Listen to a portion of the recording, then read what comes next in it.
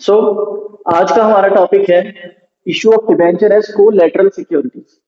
Collateral का मतलब क्या होता है? बड़ा सिंपल सा मीनिंग है इसका। उससे पहले मैं थोड़ा सा आपको ये बता दूं इसके बारे में कि ये चैप्टर टॉपिक जो है इसमें से 3 मार्क्स का क्वेश्चन जो है वो पॉसिबली आ सकता है। इट इज नॉट कंफर्म्ड कि आएगा ही आएगा, लेकिन it could come in the exam. ठीक है, बहुत इजी है, बहुत सिंपल है। ठीक है, टॉपिक का नाम दोबारा से रिपीट कर रहा हूँ, इशू ऑफ डिवेंचर है कोलैटरल सिक्योरिटी। कोलैटरल का मतलब क्या होता है? देखो, जैसे कि जब ये चैप्टर स्टार्ट किया गया था, आपको ये चीज बताई गई थी कि जो डिवेंचर्स हैं वो सिक्योर्ड होते हैं। मतलब सिक्योर्ड का कि जब भी हम डिवेंचर इशू करते हैं ना, बदले में हम क्या करते हैं, कुछ ना कुछ प्लेज करते हैं, कुछ ना कुछ गिरवी रखते हैं। ठीक है, और हमें एक फिक्स रेट ऑफ इंटरेस्ट जो है वो डिवेंचर होल्डर्स को देना ही पड़ता है एट एनी कॉस्ट। ठीक, अब नेक्स्ट क्वेश्चन क्या आता है कि क्या जो सिक्योरिटी हम डिवेंचर होल्डर्स के पास गिरवी रख रहे हैं, क्या वो सफिशिएंट है? In some cases it is sufficient and in some cases it is not sufficient. So what we gonna do here in this part, हम क्या करते हैं, कुछ डिबेंचर्स जो हैं वो एज अ सिक्योरिटी गिरवी रख देते हैं, जिसको कोलैटरल कहा जाता है। कोलैटरल का मतलब होता है सिक्योरिटी जो हम ऑलरेडी इशू कर चुके हैं या सिक्योरिटी जो हम ऑलरेडी दे चुके हैं, उसके एडिशन में कुछ और सिक्योरिटीज जो है वो दी। This is called collateral securities. जैसे मान लो मैं आपको एक एग्जांपल बताता हूँ। मैंने 9% रेट वाले 10,000 डिबेंचर्स जो हैं, डिबेंचर्स इशू कितने रेट पे इशू किए हैं? Eight rupees 100 each. 100 रुपए का एक डिवेंचर इशू जो है मैंने किया, 100 रुपीज का एक। अब जो 100 रुपए का एक डिवेंचर इशू किया है उसके बदले में हमने सिक्योरिटी के तौर पे क्या गिरवी रखा है? Furniture worth rupees 10 lakh. ठीक है जी, 10 लाख के डिवेंचर इशू के बदले में हमने 10 लाख का फर्नीचर जो है वो गिरवी रख दिया। अब ये 10 लाख रुपए जो है हम ये 5 इयर्स के बाद, मतलब will return it after 5 years, 5 साल के बाद हम इनको रिडीम करेंगे। तो मेरे को एक सिंपल सी चीज बताओ कि क्या 5 साल तक जो फर्नीचर है उसकी वैल्यू 10 लाख की रहेगी? Obviously not. रीजन, क्योंकि फर्नीचर एक ऐसी एसेट है जो डेप्रिसिएशन जिसके ऊपर अप्लाई की जाती है ना। Furniture is an asset which is subjected to depreciation. Rate कुछ भी हो सकता है, 10% भी हो सकता है, 5 भी हो सकता है, 15 भी हो सकता है, 20 भी हो सकता है। ठीक है, there is no fixation because there are different blocks, right? So furniture 10 lakh का है, 5 साल की अगर हम फिक्स रेट ऑफ या रिड्यूसिंग इंस्टॉलमेंट मेथड के साथ भी डेप्रिसिएशन कैलकुलेट करेंगे तो 10% के हिसाब से आई थिंक ये 3-4 लाख डेप्रिसिएशन जो है वो बन जाएगी। रफली से एस्टिमेट बता रहा हूँ इन 5 इयर्स। और 5 साल के बाद फर्नीचर की वैल्यू जो है वो 5-6-7 लाख जो है वो रह जाएगी। तो क्या ऐसी कंडीशन में 5 साल के बाद कंपनी डिवेंचर होल्डर्स को पेमेंट नहीं करती है, तो उस कंडीशन में जो पैसा है इनका, जो इन्होंने कंपनी में इन्वेस्ट करा हुआ है, वो भी खराब हो जाएगा। अगर कंपनी की वो एसेट बेचने के निकलेंगे ना मार्केट में, तो जिसको भी बेचेंगे वो पहले डेप्रिसिएशन कट करेगा उसमें से। ठीक है, देन खरीदेगा। तो 10 लाख रुपए हमने डिवेंचर्स परचेज किए हुए हैं 10 लाख के, और जब मार्केट में इसको सेल करने गए तो इसकी वैल्यू हमें मिली सिर्फ 4-5 या 6 लाख। तो 4 लाख का नुकसान डिवेंचर होल्डर्स को हो जाता है। तो ऐसे में डिवेंचर होल्डर्स क्या करते हैं, वो कंपनी को बोलते हैं कि आप हमें इनिशियली जो है कुछ सिक्योरिटी और गिरवी रखो हमारे पास। ठीक है, in addition to this security, ये तो सिक्योरिटी गिरवी रखी हुई है already, but in addition to this security we need more security. क्योंकि फर्नीचर तो 4-5 साल के बाद जो है उसको डेप्रिशिएट होना ही है, लेकिन अगर आपने पैसे नहीं दिए तो हम तो लॉस में जाएंगे। तो ऐसी कंडीशन में एक सिस्टम आता है जिसको बोलते हैं issue of debentures as collateral security. अब यहाँ पे हम कोई एसेट गिरवी नहीं रखते हैं, हम यहाँ पे डिबेंचर जो है वो इशू कर देते हैं, डिबेंचर्स गिरवी रख देते हैं। कल जब कंपनी पैसे वापस कर देगी तो ये डिबेंचर्स हमें वापस मिल जाएंगे। ठीक है, समझ आई? आपको मोटी मोटी बात समझ में आ जाएगी कि जो सिक्योरिटी हम ऑलरेडी गिरवी रख चुके हैं, ये जो कोलैटरल सिक्योरिटी है, ये उसके एडिशन में, उसके अलावा और सिक्योरिटी हम और गिरवी रख देते हैं, जिसको बोलते हैं issue of debenture as collateral security. तो यहाँ पे मैंने आपको एक सिंपल चीज बता दी कि यहाँ पे हम कोई एसेट जो है वो इन एडिशन गिरवी नहीं रखते, हम डिवेंचर्स जो है वो इशू कर देते हैं। इतनी ही वैल्यू के जितने के हमने डिवेंचर इशू किए उतनी ही वैल्यू के हम क्या करेंगे आगे डिवेंचर्स और फर्दर इशू कर देंगे, जिससे क्या होगा कि जो डिवेंचर होल्डर है ना दे फील मच सिक्योर, उनको सिक्योरिटी हो जाएगी कि हाँ कंपनी जो है हमें फर्दर सिक्योरिटी दे रही है, तो इसका मतलब है कि हमारे पैसे जो है वापस आ जाए। ठीक है, तो ये एक सिंपल सा पार्ट है, मैं थोड़ा सा इसका थ्योरेटिकल आपको लिख देता हूँ so that you can get better access to this. यहां पे मैं लिख रहा हूं issue of debentures and collateral security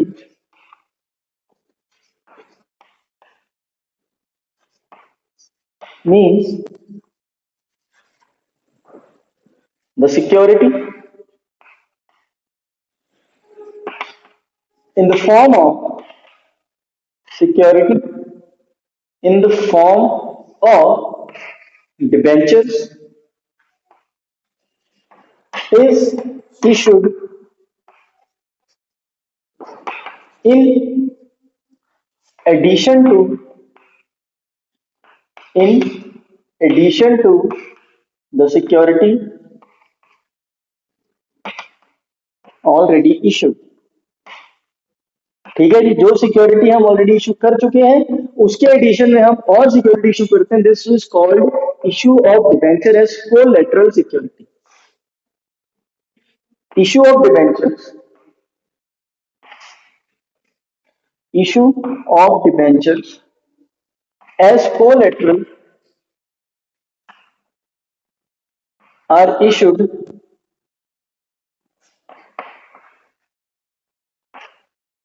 to the debenture holders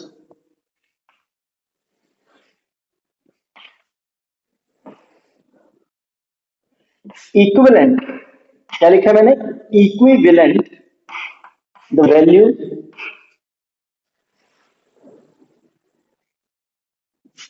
of debentures या loan taken by the company।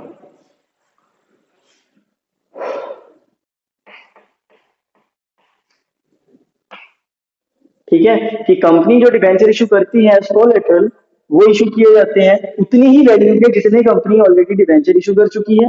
जहां कंपनी ने बैंक से लोन लिया हुआ है उतनी वैल्यू के, फॉर एग्जांपल जैसे मैंने आपको ऊपर बताया था कि 10 लाख रुपए का कंपनी ने लोन लिया मान लो बैंक से, तो 10 लाख रुपए के ही डिवेंचर जो है वो कंपनी इशू करेगी एज कोलेटरल। जो सिक्योरिटी ऑलरेडी इशू करी हुई है उसको इग्नोर कर दो।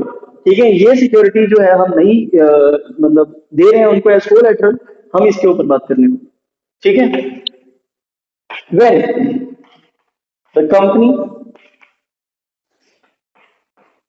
repaid the loan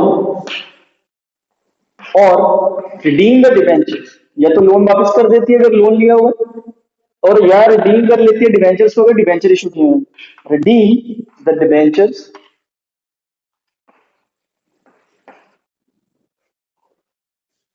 when the security given as collateral given as collateral will be taken back back by the company, company उसको वापस ले लेगी। ठीक है जी, सो ये पॉइंट है जो थ्योरेटिकल है, बहुत ज्यादा इंपॉर्टेंट है, इजी। अब इसमें क्या क्या मेथड हो सकते हैं, there are two methods, there are two methods followed when debentures are issued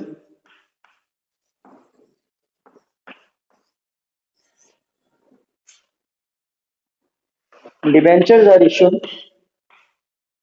as collateral। कि जब हम डिवेंचर्स को एज कोलैटरल सिक्योरिटी इशू करते हैं तो हमारे पास क्या ऑप्शंस होती है, कितनी ऑप्शंस होती है? दो। Number one, when no journal entry is passed, when no journal entry is passed, कि जब कोई भी जर्नल एंट्री जो है वो पास नहीं की जाती। दूसरा, when journal entry is passed, when journal entry is passed. Note करो फटाफट, then will go for, note कर लो। अब फर्स्ट मेथड देखिए, मेथड वन,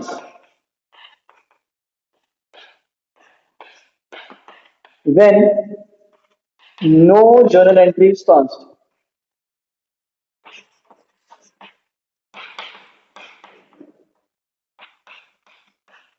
जहां पे हम कोई भी जर्नल एंट्री जो है वो रिकॉर्ड नहीं करेंगे, कोई भी जर्नल एंट्री जो है वो हम नहीं लिखेंगे। तो जब कोई जर्नल एंट्री नहीं लिखेंगे तो इसका करेंगे क्या? एक छोटा सा नोट बनाएंगे जिसको लिखते हैं notes to account. Balance sheet में सीधे इसका ट्रीटमेंट दिखाएंगे, राइट? तो इसको क्या करेंगे, देखो सबसे पहले तो बैलेंस शीट, ये ना बैलेंस शीट का छोटा सा एक्सट्रैक्ट होगा। ठीक है, मैं यहाँ पे लिख देता हूँ साथ में, this is balance sheet extract only. तो यहाँ पे लिखो, ठीक है, तो ये हो गया हमारा note number and this is the amount. यहाँ पे आ जाएगा पर्टिकुलर।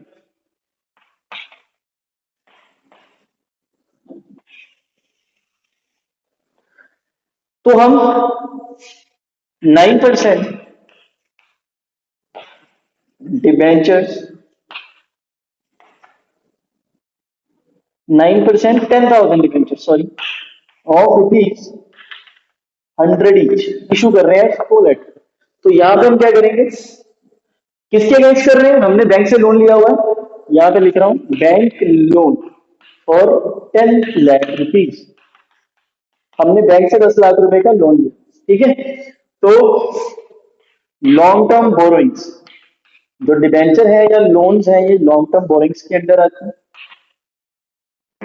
ठीक है। तो लॉन्ग टर्म बोरोइंग्स जो है इसको नोट नंबर 1 दे दो, ठीक है। और यहाँ पे लिखो बैंक लोन, कितने का लोन है बैंक का? 10 लाख रुपए का। और डिबेंचर्स, कौन से डिबेंचर है ये? 9% डिबेंचर,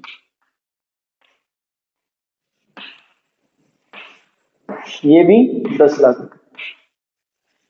तो ये बैलेंस शीट कर देंगे इसको यहाँ पे क्लोज, ठीक है। अब इसके बाद जो हमारा नेक्स्ट पार्ट है वो आएगा नोट्स टू अकाउंट, जो मेन समझने वाला है। यहाँ तो बड़ा सिंपल सा था, कुछ भी नहीं करना है। नोट्स टू अकाउंट, तो यहाँ पे हमने क्या करना है, कौन सा नोट था? Number 1, long term borrowings, long term borrowings, ठीक है। अब लॉन्ग टर्म बोरोइंग्स में सबसे पहले तो लिखो बैंक लोन, कितने के हैं? 10 लाख रुपए। इसको यहीं पे क्लोज कर देना। लिखना क्या है? Secured by additional debentures as collateral, as collateral, ठीक है। और नीचे लिख दो लॉन्ग टर्म बोरोइंग्स में हमारे डिबेंचर्स थे 9%, 9% डिबेंचर्स 10, ये भी क्लोज कर दो। क्या लिखेंगे इनको? Secured, security given to, security given to bank loan, कि हमने बैंक लोन को जो है फर्दर सिक्योरिटी दी, ठीक है जी। नोट कर लो, ठीक है। Second method, method number 2, when journal entry, when journal entry is pass. तो जब जर्नल एंट्री पास करी जाएगी तो उसमें क्या होगा, देखो मैं आपको सिंपल सी चीज बताऊंगा। यहाँ पे हमने ना डिबेंचर सस्पेंस अकाउंट ओपन करना है, उसका बड़ा सिंपल सा रीजन है। रीजन क्या है कि जो ये डिबेंचर हम इशू कर रहे हैं एज कोलेटरल, ये वापस तो आना ही है हमारे पास, क्योंकि कंपनी डिफॉल्ट तो करने नहीं वाली। अगर कंपनी डिफॉल्ट नहीं करने वाली, ये सारे के सारे डिबेंचर हैं वापस आ जाएंगे। तो उसके लिए हम अभी डिबेंचर एक्चुअल में इशू नहीं कर रहे, इशू कर रहे हैं लेकिन एज सिक्योरिटी गिरवी रख रहे हैं, हम उनको बेच नहीं रहे हैं। It is not getting the sale. ठीक है, सो हम सिंपल इसके यहाँ पे जो अकाउंट ओपन करेंगे वो करेंगे डिबेंचर सस्पेंस, बिकॉज ये अमाउंट जो है सारी की सारी सस्पेंस अकाउंट में ट्रांसफर कर दी जाएगी। क्योंकि यहाँ पे जनरल एंट्री डालेंगे तो एंट्री क्या आएगी, number 1 debenture suspense account debit 2% debenture, debenture suspense account debit 2% debenture being debentures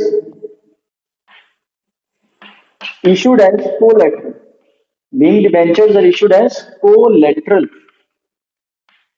और जब डिबेंचर वापस आ जाएंगे तो यही एंट्री जो है वो रिवर्स हो जाएगी। ठीक है, तो एंट्री क्या होगी, percent debenture account debit to debenture suspense account. ठीक है, तो नरेशन में क्या लिखेंगे, बी डिबेंचर्स टेकन बैक, कि हमने ये डिबेंचर जो है वो वापस लिए बिकॉज वी ऑनर द, हमने पेमेंट कर दी। ठीक है, तो यहाँ पे अब ना मैं इसका बैलेंस शीट में ट्रीटमेंट दिखाऊंगा, उससे पहले मैं आपको ये एक एग्जांपल के साथ थोड़ा सा समझाऊंगा। टर्म लोन, हमने बैंक से लोन लिया हुआ है, टर्म लोन 10 लाख रुपए, राइट, कितने का, 10 लाख रुपए का, और बदले में हमने 9% 10,000 डिबेंचर इशू कर दी, डिबेंचर इशूड एज कोलेटरल, हमने एज कोलेटरल जो है वो डिबेंचर इशू कर दी। अब हमने इसका बैलेंस शीट में ट्रीटमेंट दिखाना है। तो सबसे पहले तो यहाँ पे हमारी बनेगी बैलेंस शीट। कोई लंबा चौड़ा काम नहीं है, बहुत सिंपल चीज है यहाँ पे समझने वाली। ठीक है, तो यहाँ पे मेरी अमाउंट आ जाएगी, यहाँ पे मेरे नोट नंबर आ जाएगा, note number, then amount, and here particulars. ठीक, तो अब यहाँ पे क्या है, हमने डिबेंचर इशू करे हैं 9%, इसको ऐसे लिखो, लॉन्ग टर्म बोरोइंग्स। कितने की लॉन्ग टर्म बोरोइंग्स है, लोन कितने का है, 10 लाख का। यहाँ पे नोट नंबर 1 लिखो, यहाँ पे आ जाएगा 10 लाख रुपीज। ठीक है, खत्म, इसमें कोई प्रॉब्लम नहीं है। हमने इसको एक्सप्लेन नहीं किया, सिर्फ इतना लिख दिया long term borrowings, that's it. अब यहाँ पे हम नोट्स टू अकाउंट्स बनाएंगे जहां पे इसको एक्सप्लेन करेंगे। Notes to accounts, notes to accounts का बड़ा सिंपल सा मतलब होता है, notes to accounts means explanatory notes. यहाँ पे जैसे मैंने लॉन्ग टर्म बोरोइंग्स लिख दिया, साथ में लिख दिया नंबर 1। अब लॉन्ग टर्म बोरोइंग्स में तो बहुत सारी चीजें आ जाती हैं, तो वो बहुत सारी चीजें जो है हम यहाँ पे दिखाएंगे, इसको एक्सप्लेन करेंगे। तो हमारा नंबर 1 है long term borrowings note, long term borrowings. ठीक है, अब इसमें क्या है, सबसे पहले टर्म लोन है जो हमने बैंक से लिया, टर्म लोन फ्रॉम बैंक। कितने का लोन है, 10 लाख रुपए।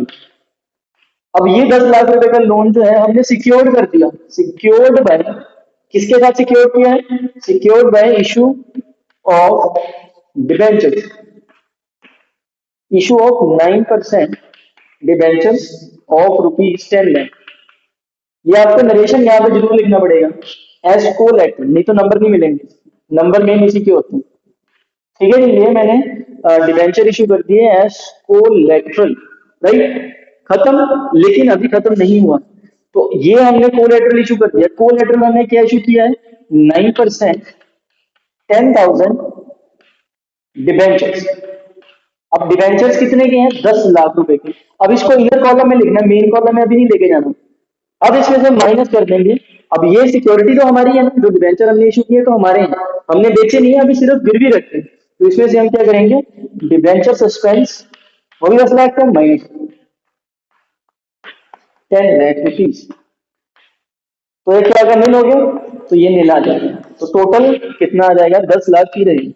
देखो 10 लाख तो 10 लाख की है ना, जब हमने पेमेंट कर देनी है तो ये 10 लाख रुपया जो है डिवेंचर का, जो हमने एज ए कोलेटरल इशू किया है, ये हमारे पास जो है वापस रिटर्न में आ जाए।